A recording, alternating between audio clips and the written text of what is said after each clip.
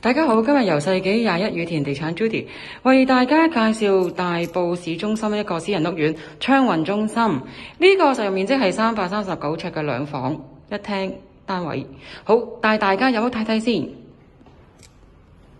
冇走廊位，方正實用。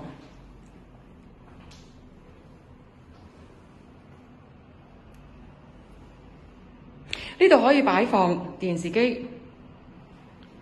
而呢一邊呢，就可以擺放梳化。呢一度係一個飯廳，睇望出去個景觀呢，非常之開揚，係一個公園景。樓下就係一個巴士總站，交通非常之方便。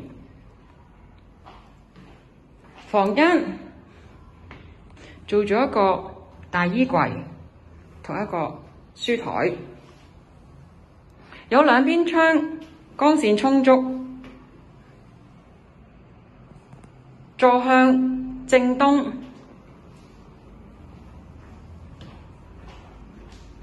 另一邊房間可以擺放4尺半乘6尺嘅大床，亦都係兩邊窗，旁邊亦都做一個置頂嘅衣櫃。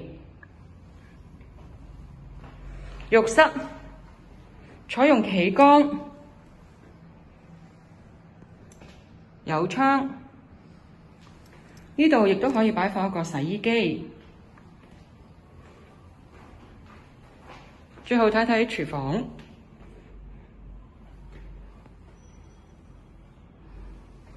昌運中心位置優越，樓下就係巴士總站、街市、食肆、大型百貨公司、商場。呢個單位業主意向係放賣，有興趣嘅朋友請向世紀21羽田地產查詢，多謝。